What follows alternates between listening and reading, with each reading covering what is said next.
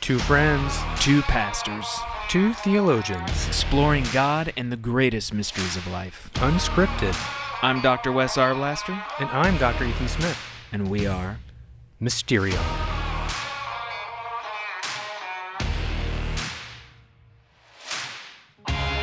Today on Mysterion, we eat donuts. We're eating donuts. I got the jelly. It's so good. I've got the maple. You're a maple fan, right? Big maple fan. Hold on a second. I can't eat with my mouth full. This is good. I got these at the gas station. It's at, You got these at Speedway? No, this is BP. I was on the way here and I picked them up and you're not eating yours, John. What's the deal? You got your glazed over there? Come on, man. I'm concentrating on the tech right now. Oh, concentrating on the tech. I'll eat it afterwards. Hey, People should know anything of excellence in this podcast is John. that's right. We just eat donuts. Yeah, we just eat donuts. So, are you a huge donut fan or what? I love donuts. Yeah? That's my kind of dessert. More than ice cream or anything like that, I love donuts. It's like fried bread. It's so good, right? Exactly. With sugar on it? Sugar, it's fat, it's delicious. What's your favorite kind of donut? I love it. Good chocolate-covered donut from Schuler's in Springfield, Ohio. Yeah. Best classic. donuts in the world. Shout out to Schuler's, man. Good stuff. It's good stuff. It's good stuff. Yeah. Go ahead. Take another bite, man. Indulge. We're talking about gluttony today, so, you just need to just... What role are you playing right now? I am the demon of gluttony here, according to Evagrius. I'm tempting you here, Indulge your passions. It's hard to resist donuts. I remember in my former job, sometimes on Friday, they would bring in donuts, and it was hard not to overindulge. And then you just feel like garbage. But as the garbage feeling passed, you're like, I think I could do another. I could do another. And, Yeah. and so I would. So, hey. All right. Today we are talking about the first of the 8 which is gluttony, right? Mm-hmm. We're going to be talking about gluttony and gluttony as a passion. And Tastiest passion. It is a very tasty passion, and really connecting a lot with the relationship to our spiritual relationship to food and to the body. So this is a great place for us to start. What's interesting about it is, we talk a lot about food. There's a lot of attention in our society about food. Yeah. I just woke up this morning. My wife has got another documentary about food on, and it just seems like, I don't know, every few months a new documentary comes out about food, and a lot of it has to do with the economics of food and the ethics of food, like there's Food Inc. and there's Super Size Me. These were big documentaries about food, and the industry, the food industry, is it something good for us? Is something bad for us? And a lot of conversations about that. Of course, there's tons of shows about people that can't control their desires with food, right? 600-pound life, or right? 600-pound life, right? Sure. I don't know about shows, that. Cooking shows, right? baking shows, competitions, going to restaurants. Food is everywhere. Who's the Guy Fieri or whatever? Diners, drive-ins, and this stuff is everywhere. Food is everywhere. Competing notions of what's healthy, what's not. Right. All meat diet, vegan diet, vegetarian. So we talk about it. We think about it. We love to watch people eat. We love to, cheese. We don't talk about cheese on Mysterion. For those of you who don't know, Ethan has a cheese phobia. He does not like cheese at all. But I hate cheese. I just want to put that out there. Now you all know I love King's X and I hate cheese. Send him a can of Cheese Whiz. That pretty much sums me up. Yeah. So anyway, there's a lot of attention on food, but one of the things we don't often talk about is the psychology of food, right? The way that our thought processes are connected with food, and also the spirituality of food. Because believe it or not, our spirit and our spirituality is not separate from what we eat, how we eat, and even the desires, the thoughts, the temptations, all of that is wrapped up with food, and our spiritual life is wrapped up in food. And to be honest, for all the documentaries out there, we don't talk about that much. That's true. We don't talk about it much in church at all, which is out of touch with a couple things. One is the fact that spirituality has a lot to do with desire, and the scriptures say that. What do we desire every day, multiple times a day? Food, different kinds of food. It's with us all the time. And then also, scripturally speaking, food's everywhere. Eating is everywhere. Yep. The fall in the garden is at least symbolized through the eating of food. The Passover, right, is the Passover meal.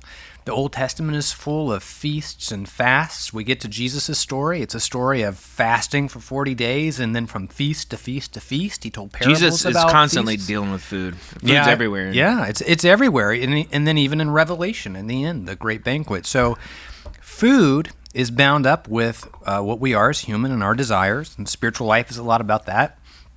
And the Scriptures, our ultimate guide in our spiritual lives, has a lot to say about food and eating and meals and fasting. So, today, each one of us probably, unless we're going through a strenuous fast, each one of us we are going to be eating. Mm-hmm. We often start up our day with food, and then we kind of go through a period of time, and then we have another meal. And very, very often, our whole daily schedule is sort of organized around food. And I don't know about you, but a lot of my private, personal life is also connected with thoughts of food. What am I going to eat? What am I not going to eat? Mm-hmm. Those kinds of things are present all the time. So the thought that, for example, if we're talking about the mind and its relationship to Christ, right?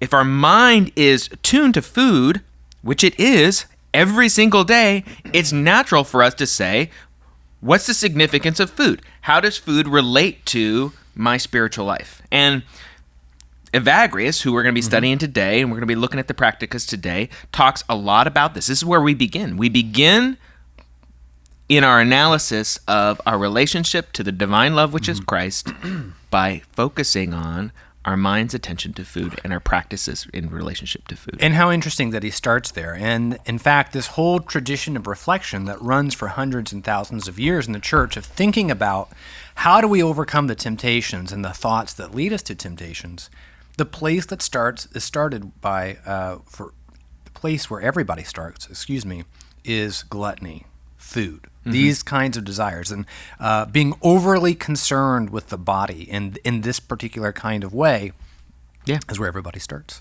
So we talked about last episode, we talked about the passions and the nature of the passions and how the passions really get in the way of us experiencing the divine life, which is love, which is Jesus Christ.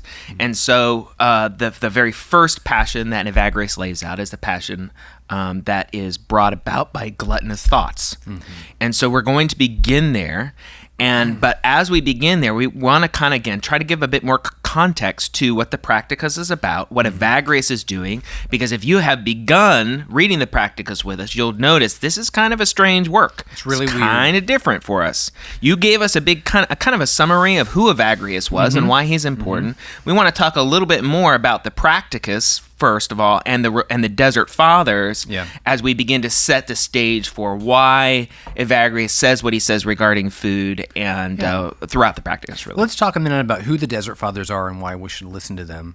These are, and they're not just fathers, also mothers. These were men and women who, in the late 300s and then ever since then, would go out into the desert, not to escape so much the anxiety of the world, and seek some peaceful place to just pray. But the idea was to go out and face their demons, their temptations there head on. To not be people who care about the spiritual life part-time, but go and focus on it full-time. So in a lot of ways, they're imitating Christ, who goes out into the desert for 40 days and fasts and faces Satan there in the wilderness through temptation. They too went out into the desert or the wilderness to do the same thing. And they focused very intently on in what ways are they tempted? In what ways do they fall to that temptation? What gives rise to these temptations? How do they succeed more or less at resisting temptation? Yeah, so let's talk a little bit about that. I mean, they called themselves ascetics. Ascetics. And sometimes we use that word asceticism, right? Well, that word originally is a word used to describe athletes. It's a word for athletic performance, right? Yeah, it means training. So in that sense, when the Desert Fathers go out to the desert, they're not going out to have some peaceful, serene experience, just living their life with God. No, not at all. They go out into the desert to train. To train their bodies so that they can come face to face with the greatest obstacles between them and Christ and the divine life of Christ within them, and overcome them through a kind of intense practical training. Yes. And a lot of this was depicted as spiritual warfare, in fact, against demonic powers. That's how Evagrius reads it. If you read the Practicus, you're going to see the temptations that come into our mind, Evagrius says, are instilled there. They're put there by the demons. And so he understands himself as engaged in a kind of spiritual warfare. We see this, for example, in the early life of one of the great, considered like the great fathers of the ascetics, which was Saint Anthony. When Saint Anthony was one of the original ascetics, goes out to engage in a life of training, he actually goes into the graveyard. Yes. And he sees himself as facing some of the darkest, scariest powers out there, and to grapple with them, to overcome them through the power of Christ, so that he can be fully transformed. So in this sense, I just wanted to understand the ascetics are not people that are trying to be just less like us. They just want to be off by themselves and with God. No, they're taking the spiritual life that every one of us is engaged in, and they're upping the level of intensity and focus and training. And let's be clear, when they talk about engaging the demons and so forth, which honestly, when you read this literature, feels a little weird to us. They're not primarily talking about miracles or magic or these kinds of things. They're talking about things like subjecting their desire for food to the lordship of Jesus Christ and the love of Christ flowing through them. And that's what they're talking about. Mostly it's the drama of temptation and sin or pursuit of holiness that is the substance of this spiritual warfare. It's not so much commanding demons, this, that, or the other thing, that sometimes we think of in our culture today as wrestling with the life of holiness, the life of the love of God. And there's this line that we use in the culture today, don't try, train. That was very much their attitude towards the spiritual life. I'm not going to just go try to be a better Christian. The idea was to actually train at the things that would make us more capable of loving God and loving neighbor in the way Jesus Christ showed us. Right. So when we pick up the Practicus and we read the Practicus, we got to realize it's not going to be like a devotional spiritual literature that is common today, where people are sort of reflecting on the love of God in this general way. This is like a handbook. It's kind of a training manual. You've got these guys and girls that are out in the desert. Their entire life is intensely focused on coming face to face with the sources of temptation, completely surrendering their passion and thought and desire to the Lord Jesus Christ so that they can be transformed. And they're trying to help each other do that, giving each other advice. So that's what Evagrius writes when he writes the Practicus. It's like a training manual to help others who are engaged in this struggle. So when we read it, we need to realize that it has that kind of character to it. And the things that he says in there is it's very focused on very specific things. Like, for example, during this time of day, you can expect this kind of temptation, and this is what you need to do to deflect that temptation. That's the kind of handbook kind of genre this is. It has that kind of character to it. So when we go into the Practicus, we kind of have to have that general understanding before us for us to really read and glean insight that's there. And some of it's going to be strange to us for a couple of reasons. One, it's almost 2,000 years old. It's a different world. And two, it was written primarily for other people, at least the Practicus was, other people doing what he did. And we're not doing that. Even you and I, we're professional pastors and theologians. We're not living alone in the desert just facing our temptations. So some of his guidance and wisdom is more directly for people like him, who are single, living the life of prayer, and for the most part not interacting with people, but only on occasion. And so some of it's not exactly appropriate for us. However, the wisdom he imparts about how temptation overcomes us, what to look for, and how to overcome that can apply. We just have to do a little bit of translation work from his context to ours. And not only does it apply, but it's super insightful. So there are things that we read and we say, I don't know what to do with that. That's not like, he starts off by talking about the clothing that the monks wear and the symbolic significance of those things. Obviously, that's not directly applicable to us. But when we start to get into the insights regarding desire, temptation, the passions. There's so much there because you got to remember these guys are training 24/7. They have so much insight into how our minds work, how our bodies work, that is really, really valuable to grab that kind of stuff. The kind of things that honestly, you might get. People are studying psychology texts today, that kind of analysis. But what's different between the ascetics and modern day psychology is the ascetics are embodying this as a kind of training. It's not abstract and theoretical as much as it is, I'm going to put my whole self into this to train. So in that sense, the kind of insight that comes out, I think, is in some ways more pointed in that way. So let's talk a little bit about Evagrius and what he wants to say about food. What is it? How does it incite the passions, right? And how does that distract our minds from Christ? I mean, I think the first thing he says is, this is right at the very beginning when he lays out the 8 thoughts, right? He says, it is not within our power to determine whether we are disturbed by these thoughts, but it is up to us to decide if they are to linger within us or not, and whether or not they are to stir up our passions. So if we're going to talk a little bit about that in our relationship to food, I don't know, what would you say?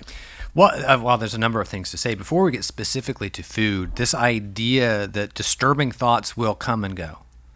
No matter who we are, no matter how far we have gone into the Christian life, thoughts about even sinful things will arise in our minds. That in some sense, that's not even in our control as to whether or not they arise.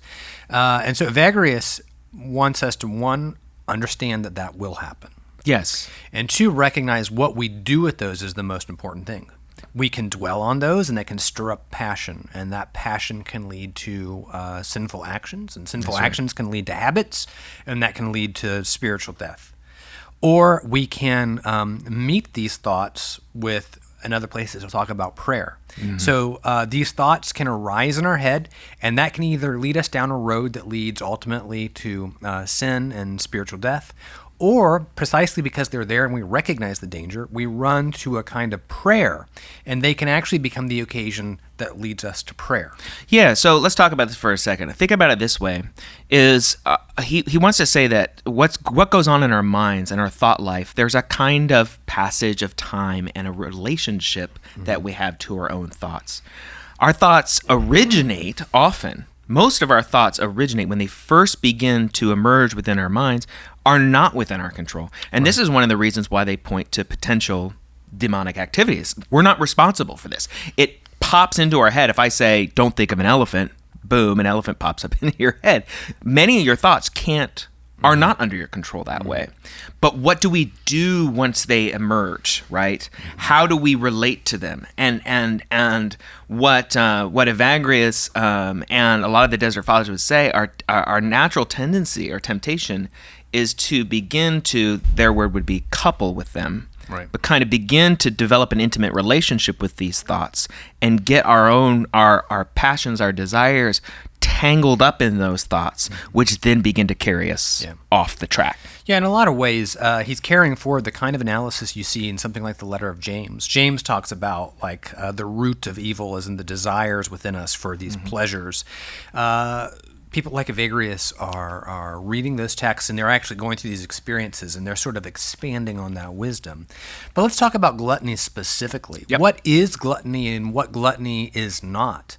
Gluttony is not primarily simply overeating. Yep. It is rather a focus on the body. There's a sense in which our concern about the body in relationship to food and the health of the body overtakes even our concern for communion with God. Paul talks in the New Testament a fair amount about these things, not simply warning about eating too much or being given too much to pleasures, but even the opposite. Thinking you're achieving something simply by denying yourself. He talks about that explicitly in Colossians. So gluttony is not, I don't want people to hear this idea that somehow somebody's sinful because maybe they carry more pounds than somebody else. Being thin in itself is not holy. Being larger is not in itself sinful. This is not what we're talking about at all. It's rather a kind of obsessive concern with the body and its relationship to food. Even if it's about holding food at bay, even if it's working out all the time and neglecting one's own spiritual life, this is all a type of gluttony. So, if we understand gluttony in that sense as a preoccupation with the body, not just with the shape of the body or how the body feels or the health of the body, but also satisfying the body in terms of hunger or the kind of satisfaction that comes when something tastes really delicious and we derive some pleasure from that. All of these are forms of attachment to the body, right? Specifically, our spirit being overcome by the desires of the body in that way. If you understand it that way, you can understand gluttony as a pervasive problem in our society. Precisely because, man, we're really good at making food. We've got industry and technology that enables lots and lots of food. You can understand we go from satisfying the appetites, the delicious food that we could eat, right? Talking about what are we going to make? What are we going to eat? Where are we going to go? I mean, the restaurants are everywhere. Do we want to choose? How do we want to satisfy our desires to, I've got to abstain now. I'm overweight. I've got to go on a diet, or I've got to do this, and I've got to regiment and control myself. That is, a kind of pervasive preoccupation with the body is probably one of the most pervasive passions that afflict American 21st century society. And it's the preoccupation, it's that obsessive relationship to it, that attachment, that passion that we talked about, that we want a kind of freedom from that, which is not simply ability to, quote, not eat, but a freedom from this constant concern and worry about that. So you mentioned something interesting when we were preparing for this, and that is in Evagrius's world, the problem oftentimes was there wasn't enough food to go around, right? And our world is just the opposite. We're throwing tons of food away. At least right here in our context. Worldwide, there are other issues, but we throw it away. So we deal with the overabundance of food. So it produces itself in different ways. And if you read the Practicus, or even if you didn't, Evagrius is very concerned with people being fearful that maybe tomorrow there won't be enough food. Our worry is not that. Our worry is tomorrow somebody's going to bring donuts into the office. Right. Thank you. What am I going to do? What do I do, right? How do I control that? So it's very different. So for Evagrius, with that fear, the temptation was to hoard whatever was available. For us, so often, it's either it's the rapid swings from overindulgence to a kind of being attached to a kind of control, right? Where we go the other way. We have both food addictions, and we have eating disorders where people just deny themselves food. And all of these things are, I just want to be clear, Evagrius is not teaching that we should be engaged in some kind of obsession with not eating too much, because that is in itself a form of gluttony. The point is a kind of freedom from that. Right. To eat in order to live, not to sort of live in order to eat, or live in order to control myself in that, but rather have this kind of freedom. And I think that we need to realize how difficult this is going to be, especially within our culture. If we don't do exactly what Evagrius does and leave our contemporary society, but we continue to live in, you turn on the commercials and it's just like, there's the Big Mac, or there's this or that, is constantly put before us as these delicious things, these things that really, and honestly, the food that we indulge in our society, it's so delicious. We become masters at creating these meals that just, honestly, they provide so much pleasure to us that it's going to be extreme. This is going to be one of these really hard ones for us to leave a sort of disordered relationship to food into a state where spiritually we have a kind of freedom from those passions and temptations, where our freedom is found in drawing near to Christ and living in communion with Him, rather than our relationship principally to food, and that kind of disordered back and forth. I love you, I hate you, I love you, I hate you, which often happens with so many of us regarding food in our society. So psychologists today talk about how our processed foods are hyper pleasurable. That the reward systems that we have in us from the Lord to make sure that we eat enough food to survive and function have been kind of hijacked. Because to get into the science of it a little bit, like the processing of food, what it does is make it those things that give rewards. The calorie density goes up. Like donuts are probably the most perfect example of that. This is a hyper reward system, right here. They deliver right, a kind of right. reward that you think about it in a more natural setting with natural, say, whole food. Your body doesn't ever have that amount of pleasure, Right. And then it's because we have these things that we think vegetables are disgusting. Right. But let's go back to a principle of like Maximus the Confessor, a church father we talk about. He talks about how pleasure is always related to pain. Right? Yes. Pleasure and pain are always doing this game where we seek this pleasure, and if we don't get it, it's painful, or we get it, and when it goes away, it's painful. Right. We live in a world of these hyper pleasures of food. And so, of course, the swings, the pleasure and the pain in relationship to food or the satisfactions of the body are in some sense at a higher pitch in our world than even in Evagrius' world.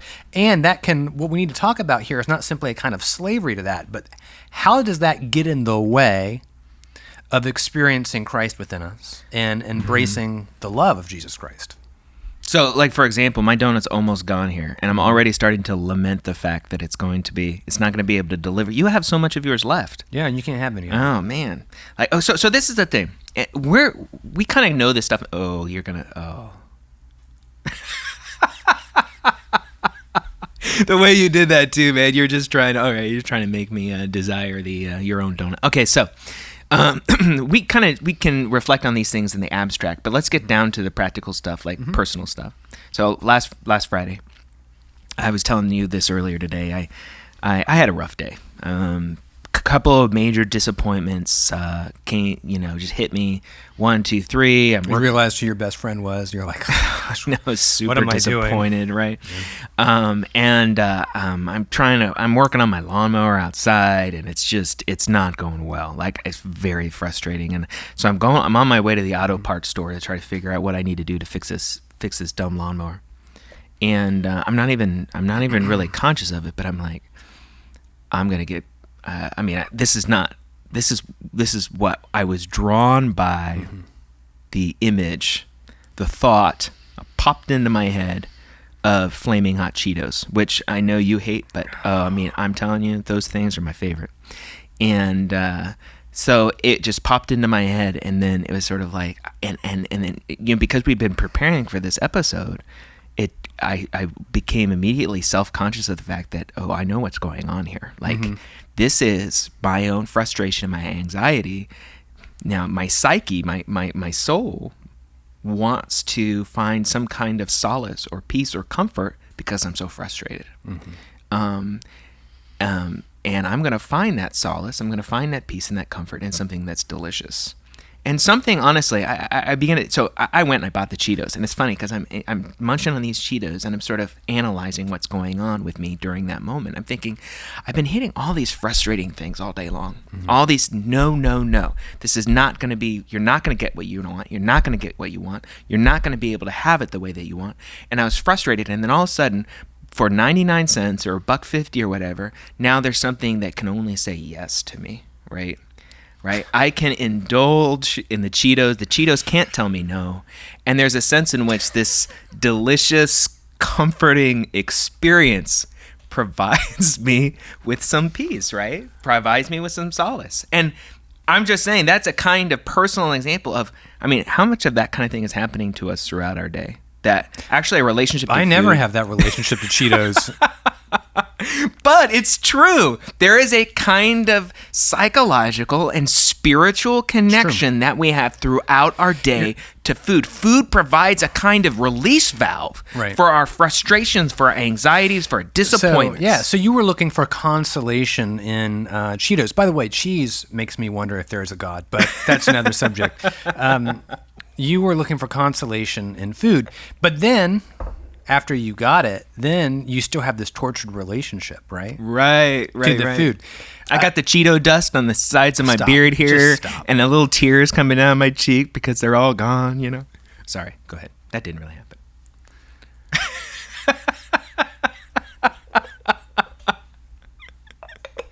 All right. No more cheese today. All right, no more talk about cheese. No, but seriously, so you look for the consolation in the food, and then what follows with that is frustration and guilt, right? So, look, there's nothing wrong at the end of a long, hard day, maybe having a bite of chocolate, a glass of wine. No big deal. If that helps you relax, great.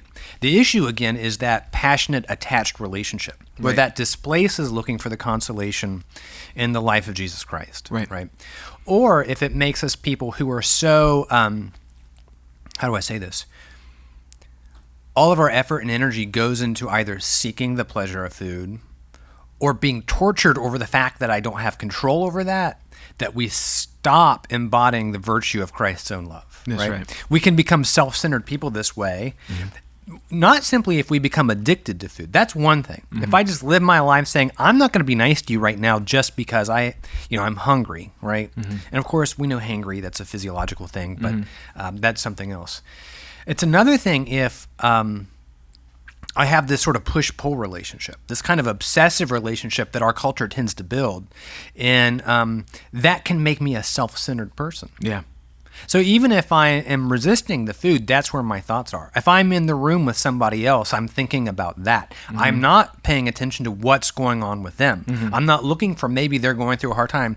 Maybe it's not so much that I either need to give in to find my consolation in the big burrito on the drive home, or that I need to wrestle with that. Maybe I need to pay attention to the person in the room who needs some consolation from the presence of Christ who's alive within me. Yeah. And it can create this, our energy, the energy of our intelligence and our attention can get turned in on ourselves in a bad way. Right. Where we miss the presence of Christ within us, but also we miss the presence of Christ within others or their pain, precisely because this tortured relationship, this push and pull, crowds it out. Yeah, all that attention, right? And that's not even just. I want to bring this up. That's not even just moment by moment. There's a kind of sense in which, there's so much of our life is absorbed in our relationship to food. Even our planning and our structuring of what would it mean to be happy in my life. There's a preoccupation with food in the body. I'll give you an example. Even if people, I think personally, my general opinion is, I think most people in our society, our relationship to food is disordered. We should just assume that. Right. That our food, our relation, if whether your BMI is considered normal or not, our relationship in some sense is probably going to be disordered. Now again, we're not saying everybody's overeating. We're saying we're overly attached to eating or not eating, right? Or working out or not working out. We're too consumed with that. Right. And I'll give you an example of that. How many of us think I really want to be happy in my life, right? And happiness. What we believe will constitute our happiness, what will provide us with happiness, is that I look this way, or I have a body image this way, or that I am of this certain weight. If I only got to this certain weight, then I would be exactly where I need it. There's so much of our mental energy and attention and focus on being the kind of person that we think we should be is directed toward the body rather than the spirit, right? There's a sense in which, for me to really have a full life, we don't tend to think, well, if I were to really become united with the Spirit of Jesus Christ, I would be transformed spiritually. I would be the kind of person that I've been created to be. No, it tends to be if I was only 165 and had this kind of body, then I would be happy. And what we find then is our directed desires are now oriented towards the body, right? Rather than the spirit, rather than the soul. And to be frank about it, there's reasons why our society is organized in that way. Because there's a lot of money to be made. Yeah, as there are economic reasons. Right. And there's a lot of interests at play to keep us focused exactly there on this back and forth between indulgence and a kind of need for control to meet this unrealistic body image ideal, right? Sure. So one of the things that Evagrius puts forward in the Practicus as a way to gain freedom, and we need to be careful with that, is fasting. Fasting not as a form of obsessive control on the other side, right? So I think sometimes people can hear that, and they can hear almost God saying yes to our own unhealthy relationship to try to control our own appetites in a way where we Right. never allow them to tell us, hey, you need food. Right. But one point he talks about in the Practicos, 16, he writes, when the soul desires to seek after a variety of foods, then it is time to afflict it with bread and water, that it may learn to be grateful for a mere morsel of bread. For satiety, or being satisfied, desires a variety of dishes, but hunger thinks itself happy to get its fill of nothing more than bread. So there's this really interesting insight there that we should talk about. Again, he's not saying, boy, I need to lose a few pounds. I guess I'm spiritually lazy. That's not at all. Mm-hmm. Many larger people are far more holy than either of us. But he's looking at this insight. When we find that we do have this kind of obsessive relationship to it, he says fasting can do a certain thing.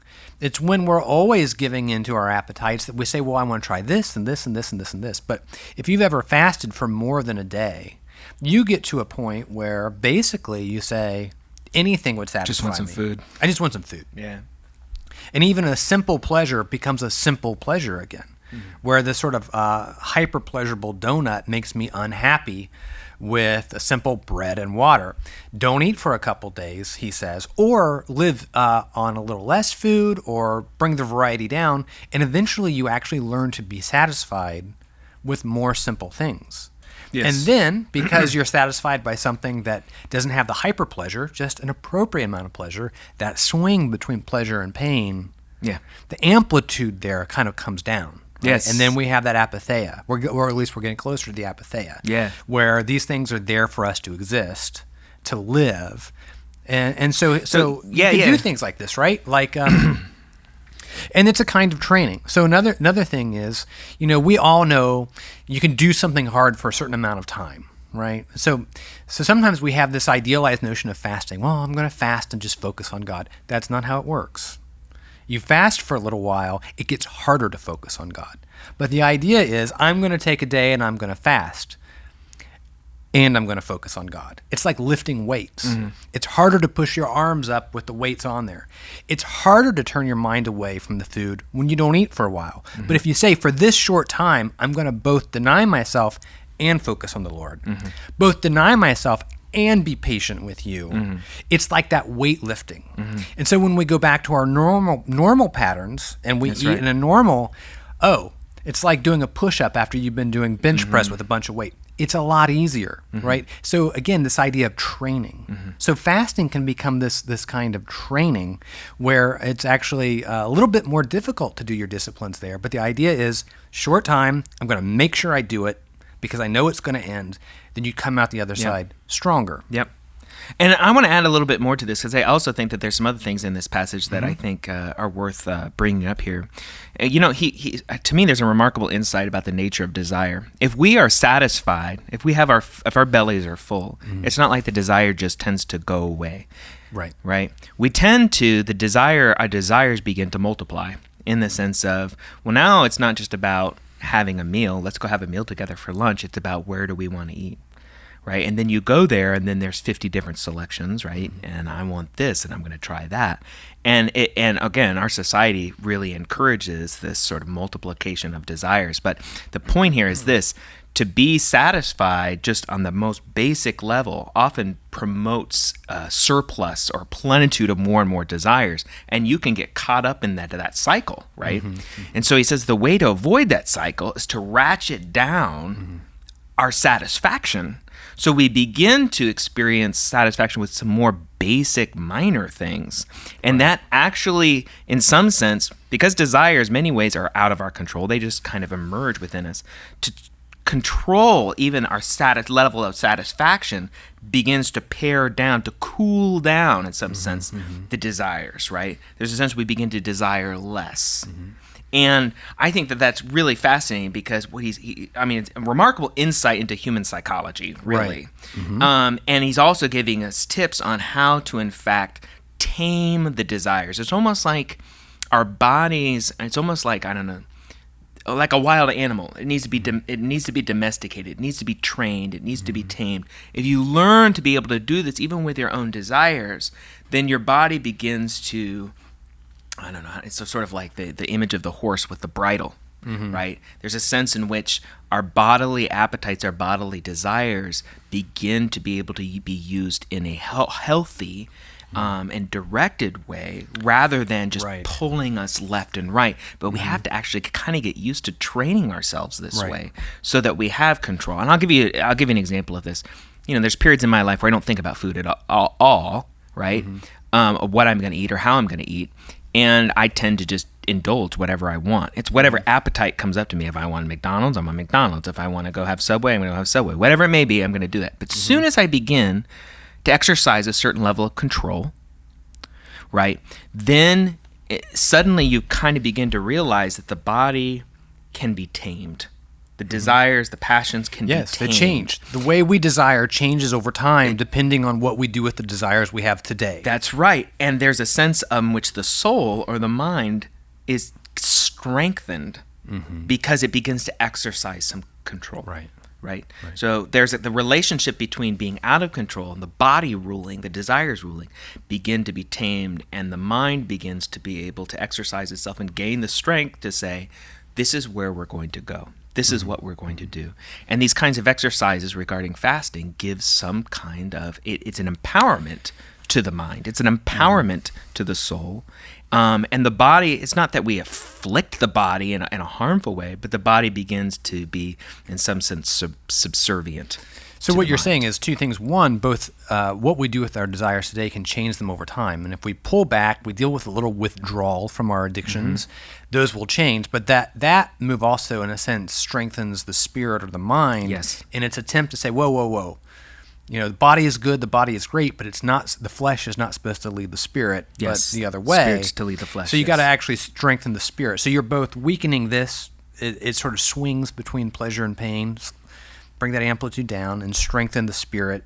Yes. And that produces more control. And then this grows over time. Yeah. Right? So let's get into some Bible. Let's get into some Scripture with that. What do you think? Sure, let's do that. Yeah? For me, one of the most striking places to look at this is in Paul's letter to the Philippians. Well, let's remember where Paul is when he writes this. He's in prison. It's a prison letter. And he actually reflects on desire a fair amount in the letter of the Philippians and on being content a fair amount in the letter in Philippians. And it's in Philippians 2 where we have that famous hymn about Jesus Christ, where it describes him as emptying himself, being in the form of God and emptying himself for others, being found as a human, obedient to death, even death on a cross. And so it's this image of our God as one whose life of fullness is one of emptying for others. And then Paul gets around to where he contrasts that in Philippians 3. I want to read that passage, Philippians 3, 18 through 20. Now just think about the image he sets before us of our God, Jesus Christ, whose fullness is actually an emptying towards others. And then he writes this about some other people. For many live as enemies of the cross of Christ. I have often told you of them, and now I tell you even with tears. Their end is destruction. Their God is the belly, and their glory is in their shame. Their minds are set on earthly things. But our citizenship is in heaven, and it is from there that we are expecting a Savior, the Lord Jesus Christ. He will transform the body of our humiliation, that it may be conformed to the body of his glory, by the power that also enables him to make all things subject to himself. Now, I know you've got a couple things to say about that, but I'm just most immediately struck by the contrast with Jesus Christ, right? The one who has full eternal life because he empties himself, versus those whose gods are their belly. This image of just the empty that they want to fill. Yeah, and Christ in some sense is full because he's emptied out towards others. Right. They are ever seeking to be full by just pulling more and more in. And Paul says that's their destruction. Right. You will not be filled by being, by pulling into having your belly as your God, right? So it's just that striking contrast with Christ. Right. In addition to that, he talks about their minds being set on earthly things. And I think that connects again, kind of like what we've been describing. I mean, the body, our relationship, our mindset on earthly things can be all kinds of things. Right. It can be, pride, glory, position. It can be wealth. It can be all these kinds of things. But the body is a good place to start because, again, intake of food is something that happens every single day. It's practical.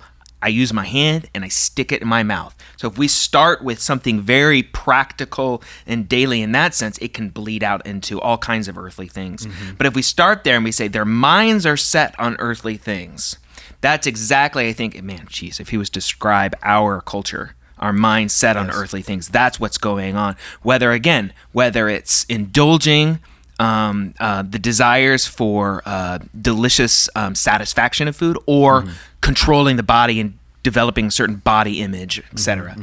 Our minds are on earthly things. Yeah. It's that self-centered earthly. And not simply is it about me, but it's about earthly pleasures or avoiding earthly or bodily pain. Yes. My whole life is that. And a sense that my salvation, and again, I'm going to say this again, for our culture, our salvation, even as it's cast before us, what is it that's really going to produce true peace and well-being and flourishing? Our society markets salvation in earthly things, right? And so there's a sense in which we are caught up in this. Our God is in some sense our belly, right? If I do this or don't do this, or I buy this, or I eat this, or I do this diet, or whatever it may be, then in some sense I'm going to find salvation. I'm going to find wholeness. I'm going to find fullness in those kinds of things. Whereas Christ, again, to contrast, begins to pour himself out. He begins to empty himself of this, right? There's a sense in which he doesn't draw into himself to become full, but he becomes himself empty, a kind of empty vessel, which is the glory, right? Which is the glory of God, so he can be filled by God in that sense. There's also a connection later on about Christ not only emptying himself, but subjecting. There's a subjection language here that glorifies the body. Right?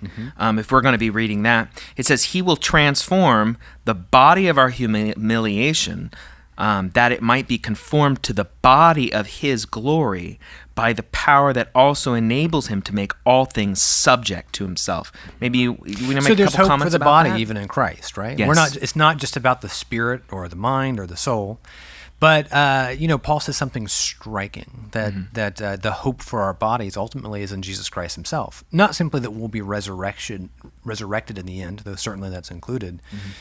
But it goes to what a deep lie it is when we as you described so well, set our hope. We think of our happiness or our peace or so forth is going to be satisfied by some kind of disciplined relationship to food or some kind of overindulgence or that. But he says, no, even the hope of your body in its present humiliation, it will know its own salvation in Christ himself, and that Christ will put all things into subjection. And this is in some sense what Evagrius is trying to do and teaching us how to put even our bodies into subjection to Jesus Christ, trusting that he will do with the body what is appropriate to it, what will actually give it peace and life and so forth.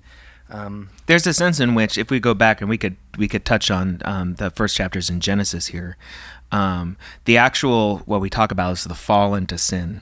There, a lot of the diagnosis from the Desert Fathers is there's this kind of desire, right? It's pleasing, it's pleasing to the eye, and good for food that they take this, and there's a sense there that it's in fact in that attempt to fulfill oneself, to satisfy oneself, to indulge in what's pleasing to the eye and good for the body is what actually would actually led in some sense to that fall, that kind of preoccupation with that kind of glory, which leads us to that place where in Christ precisely we find the opposite, right? He leaves those kinds of things behind. And in that sense, his body is glorified in that sense. Right. Yeah. And again, like if you read the Gospels, Christ has a kind of carefree relationship to food. Not careless, but carefree. He's not obsessed. He goes to the dinner parties. He eats with anybody. But he also engages in very intense fasting at times.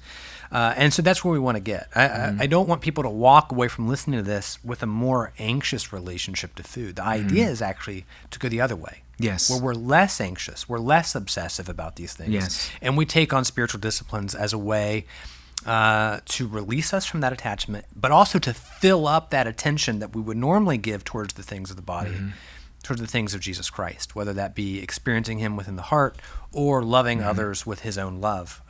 So some of That's the it, goal. and just to be real practical, I mean, some of it can be as easy as some of the things that I might suggest is, this is some of the things that I've applied in my own life is, try for a period of time to eat until you're satisfied but not full.